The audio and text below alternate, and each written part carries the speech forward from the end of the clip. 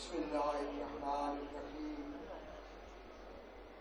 الحمد لله رب العالمين، والصلاة والسلام على سيد الأنبياء والمرسلين أكرم الأولين والآخرين محبوبنا ومحبوب رب العالمين وعلى آله الطيبين الطاهرين وجميع أصحابه الهادين المهديين المكرمين. أما بعد فأعوذ بالله من الشيطان الرجيم. بسم الله الرحمن الرحيم.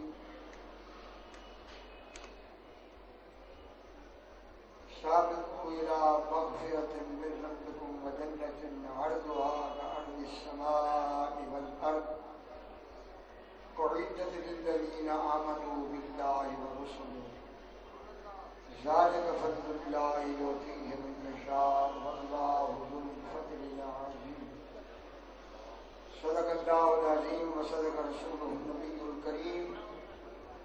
إن الله وملائكته يصلون على النبي يا أيها الذين آمنوا صلوا عليه وسلموا تسلیما. درود و سلام بآواز بلند پڑھیں. صلاۃ و سلام علیک یا سیدی یا رسول اللہ. صلاۃ و سلام علیک یا سیدی یا حبیب اللہ وعلی آلک و اصحابک یا سیدی یا رحمۃ للعالمین. عام طور پر یہ سمجھا جاتا ہے کہ ناموس رسالت کا تحفظ یہ ہے کہ کوئی گستاخی کرے تو اس وقت لوگ اپنی جانوں کا نذرانہ پیش کریں، اگرچہ یہ تقاضا، ورنہ ناموس رسالت کی بہت سی وجوہ ہیں. میں اس وقت کوشش یہ کروں گا کہ جو باتیں روٹین میں آپ ہمارے علماء سے سنتے رہتے ہیں میں انہیں نہ دہراؤں. وہ آپ سن چکے ہیں اور یہ مجمع بھی مجھے سمجھدار نظر آ رہا ہے.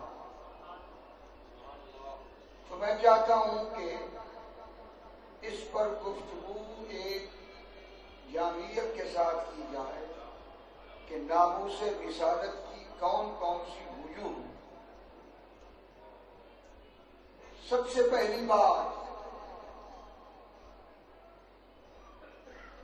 یہ ہے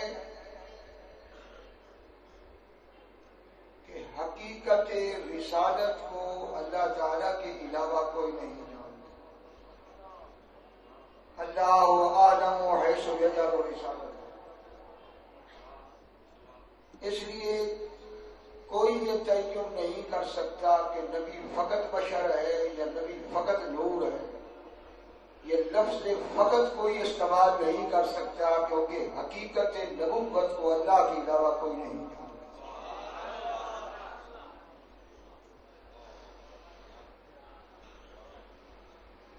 سب سے پہلی بات جو رسالت کے ناموس کے سلسلے میں ہے وہ یہ ہے کہ اللہ تعالیٰ نے یہ سلسلہ نبوت و رسالت کیوں جاری کیا.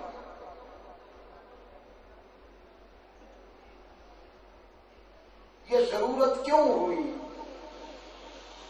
کہ انسانوں میں نبوت اور رسالت کے سلسلے کو جاری کیا جائے. یہ ایک سوال ہے اور یہ قابل غور معاملہ ہے کہ اللہ یصطفی من الملائکۃ رسلا ومن الناس. کیوں ضرورت پڑی کہ رسالت کو اور نبوت کے سلسلے کو جاری کیا جائے؟ تو بلا تطویل و تمہید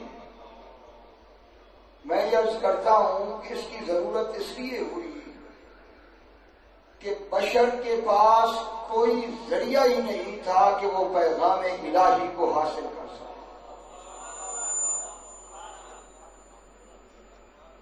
ان للہ سبعین الف حجابا من نور لو کشفت واحدۃ منہا لأحرق سبحات وجہہ ما فی السماوات والارض. یہ صحیح حدیث ہے سرکار فرماتے ہیں کہ اللہ تعالیٰ کے نور کے 70,000 پردے حجاب نوری 70,000 ہیں. اگر ان میں ایک بھی ہٹ جائے تو زمین و آسمان کی ہر چیز جل کر رات ہو.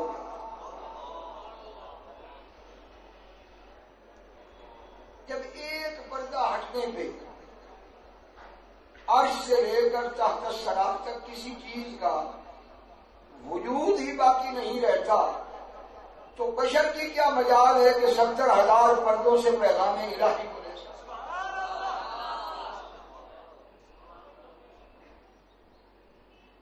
اس لیے ضرورت پڑی کہ ایسی ہستیوں کا انتخاب کیا جائے، تخلیق کی جائے کہ جن کی خلقت اور جن کی جبلت میں وہ نور نبوت رکھا جائے کہ جس نور نبوت سے ان میں قوت ہو کہ وہ رب سے پیغام لے سکیں اور بشر تک پیغام پہنچا سکیں.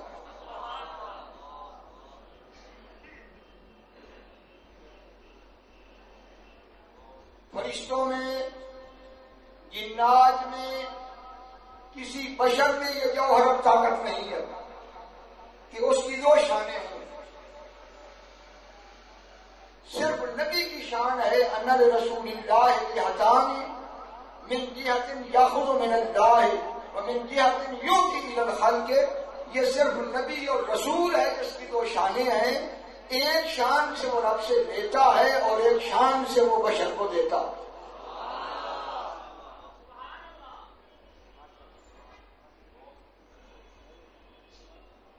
اب اس میں جو قابل غور بات ہے، چونکہ لوگوں نے سمجھا نہیں اس لیے نہ سمجھی کی وجہ سے اختلاف، جسے کہتے ہیں نا کنسپٹ کلیئر نہیں تھا تو نور اور بشر کے مسئلے چھڑے. حالانکہ اگر یہ اس پہ غور کرتے کہ انتخاب نبوت کیوں ہوا، انتخاب نبوت اسی لیے ہوا کہ مخلوق میں سے کسی کی طاقت نہیں کہ وہ 2 شانیں رکھتا ہو کہ رب سے بھی لے سکے اور خلق کو دے سکے. یہ شان صرف نبوت کی ہے. اس لیے نبوت کا انتخاب کیا گیا کہ وہ واصل باللہ بھی ہوتا ہے اور واصل بالخلق بھی ہوتا ہے.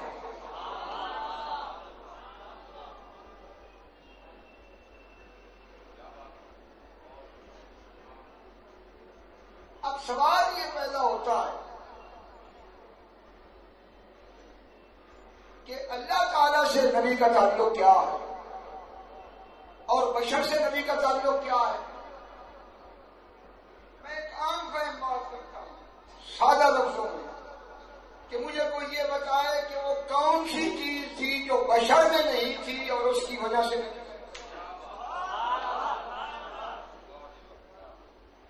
ایک سادہ بات ہے کہ وہ بات کیا تھی جو بشر میں نہیں تھی اور اس وجہ سے انتخاب نبوت کیا گیا. وہ کیا وجہ تھی، وہ کیا چیز تھی؟ تو بغیر کسی شک و شبہ کے میں یہ بات کرتا ہوں کہ وہ نور ہے جو نبوت میں ہے. نبی جب رب سے دیتا ہے تو نور کی جہت سے دیتا ہے، جب بشر کو دیتا ہے تو لباس بشر.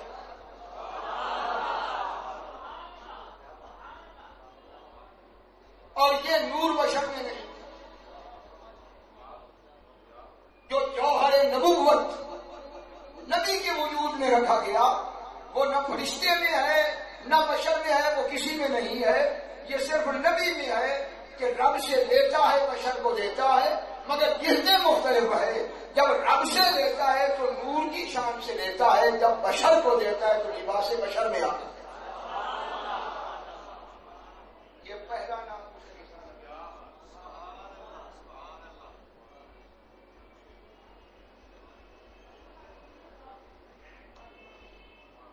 اگر نبی کی حقیقت بھی فقط بشر ہی ہے، جیسے لوگ کہہ دیتے ہیں، اول بات تو یہ ہے کہ اس موضوع پہ لوگ گفتگو ہی نہیں کر سکتے، یہ روٹی اور سجے والے لوگ.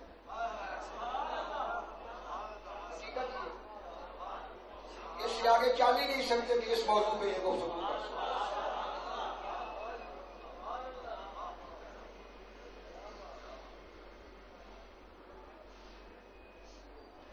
میں یہ پوچھتا ہوں کہ اگر نبی کی بھی حقیقت فقط بشر ہے، جس طرح بشر کی حقیقت ہے، تو بشر لے لیتا، نبی کا انتخاب کیوں کیا؟ ضرورت نبوت کیوں؟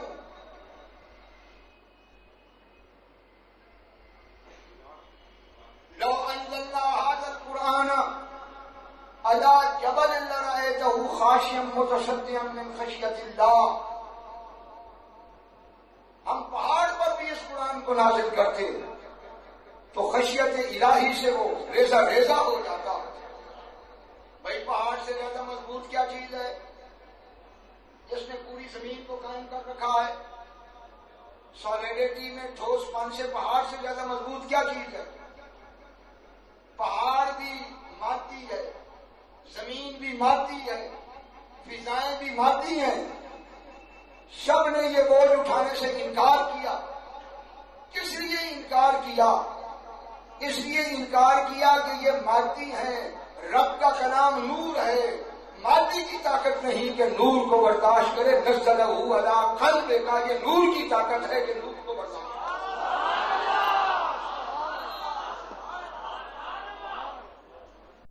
اس نے خیبر کے دروازے کو بائیں ہاتھ سے اکھاڑ لیا تھا. قد خلعت هذا الباب بقوت ربانیۃ. میں نے فرمایا جسمانی طاقت سے اس کو نہیں اکھاڑا، رب کی طاقت سے اکھاڑا. 100 صحابہ کہتے ہیں ہم اس دروازے کے کونے کو نہ اٹھا سکے. 200 صحابہ. اسے شیر خدا نے اپنے ہاتھ سے اکھاڑ کر ڈھال بنا دیا. وہ امام الاولیاء. آپ فرماتے ہیں حضور اونٹنی پہ سوار تھے، میں نے اونٹنی کی نکیل پکڑی ہوئی تھی اور سرکار پر وحی شروع ہوئی. تو جب وحی آتی تھی تو سردی میں بھی موتی کی طرح پسینے کے قطرے گرتے تھے. تو فرمایا کہ اس اونٹنی کی نکیل اتنی وزنی ہو گئی کہ میں نہ اٹھا سکا.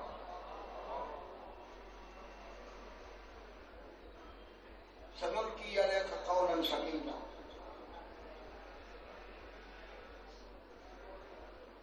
کوئی ہے کہ وحی الہی کا کوئی ایک حرف حضور کے علاوہ اس کے دل پر نہیں اترا؟ کوئی دکھا دو. کسی کی طاقت ہی نہیں ہے. یہ نزلہ علی قلبک کا یہ قلب مصطفیٰ کی طاقت ہے.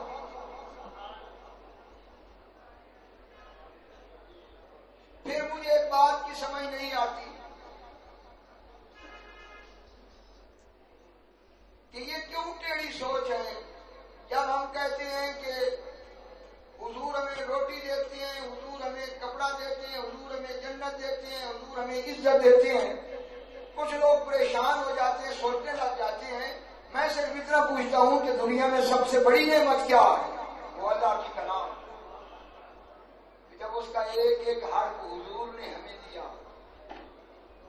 جب اعلیٰ نعمت رب براہ راست نہیں دے رہا بلکہ اپنے نبی کے دل پر اتار رہا ہے، اور قیامت تک جس جس کو بھی قرآن مل رہا ہے زبان مصطفیٰ کی سخاوت ہے، تو جب اعلیٰ سے اعلیٰ نعمت حضور کے وسیلے سے مل رہی ہے تو باقی اتنی کون سی نعمت ہے جسے تو کہتا ہے.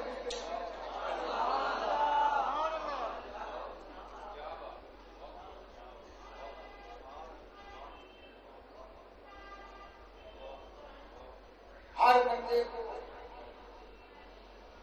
اپنے عقیدے ذکر کرنے کا حق ہے. یہ دوسرے کو حق نہیں کہ وہ ہماری طرف عقیدہ منسوخ کر دے کہ ان کا عقیدہ یہ. پہلے ہمیں حق تو دو کہ ہم اپنے عقیدے کا اظہار کریں. جمہور اہل سنت کا عقیدہ یہ ہے کہ نبی کی پاک نورانیت بھی ہے اور نبی کی پاک بشریت بھی ہے. ہم پاک نورانیت پر بھی ایمان رکھتے ہیں، ہم پاک بشریت پر بھی ایمان رکھتے ہیں. ہم یہ نہیں کہ کسی ایک چیز کو مانیں اور وہ انتہائی بلکے ہوئے ہیں. اگر نور کی نفی کرو گے تو وحی کی نفی ہوگی، اگر بشریت کی نفی کرو گے تو شریعت کی نفی.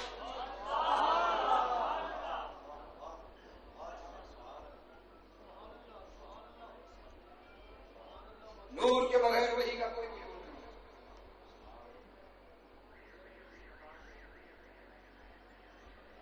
اور نور سے معجزات ہیں،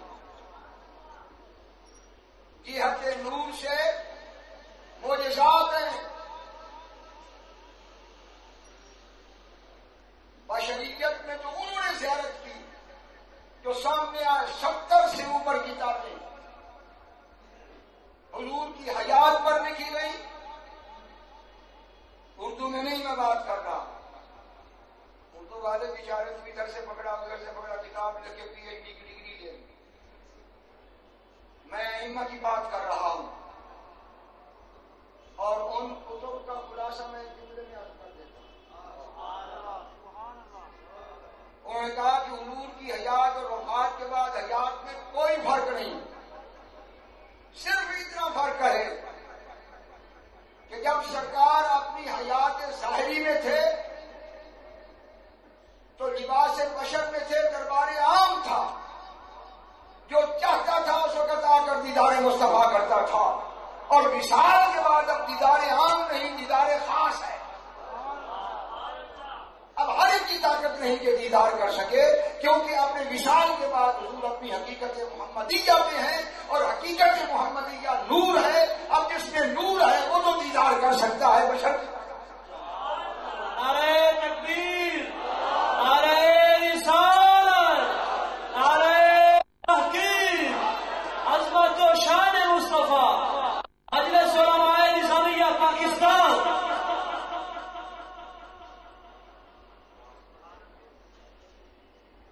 اور یہ بھی میں آپ سے عرض کر دوں کہ جہت نور سے النبی اولیٰ بالمؤمنین من انفسہم، قرآن کہہ رہا ہے کہ جو ایماندار ہیں ان کی جان ان کے اتنی قریب نہیں جتنے حضور قریب ہیں.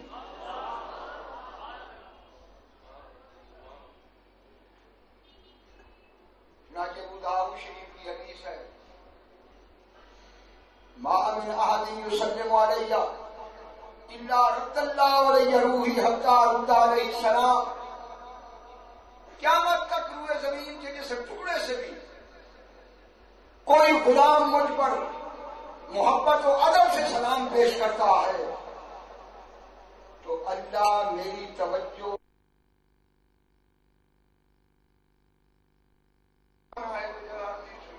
14 معنی سبھی اس کے غیر آخری یہ معنی.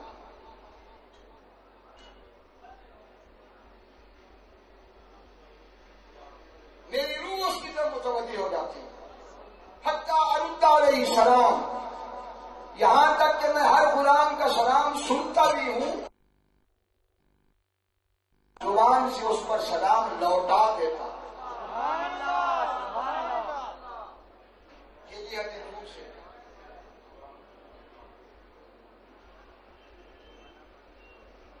میں زیادہ تو تفصیل میں نہیں جا سکتا، لیکن ایک بات عرض کرتا ہوں.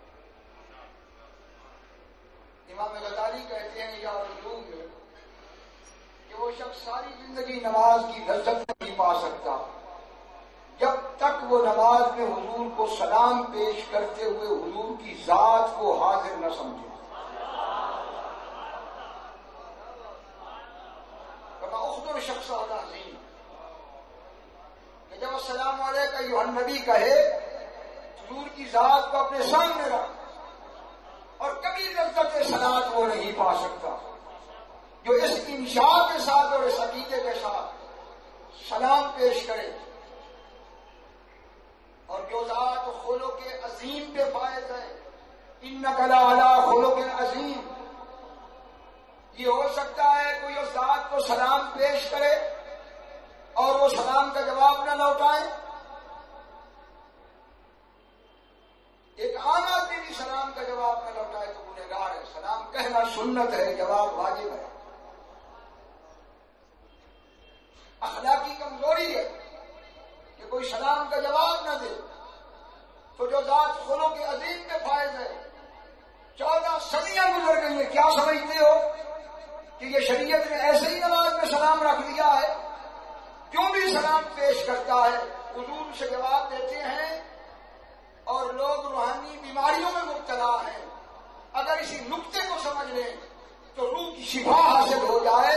اسے حضور ہر سلام پر کہہ دیں وعلیکم السلام ورحمۃ اللہ وبرکاتہ، تم پر بھی سلام ہے، رحمت ہے، رب کی برکتیں ہیں، تو اس شخص میں کبھی کیا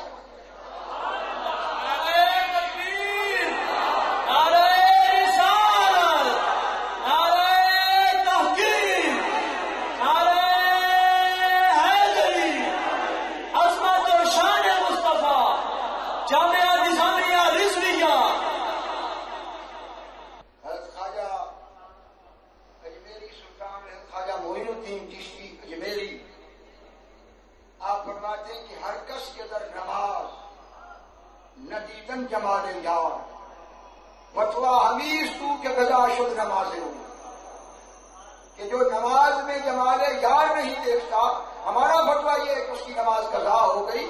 اور میں نے ائمہ حدیث کی کتب میں پڑھا ہے، انہوں نے کہا کہ ہم صرف دیدار ہی نہیں کرتے، ہم حضور سے مصافحہ بھی کرتے۔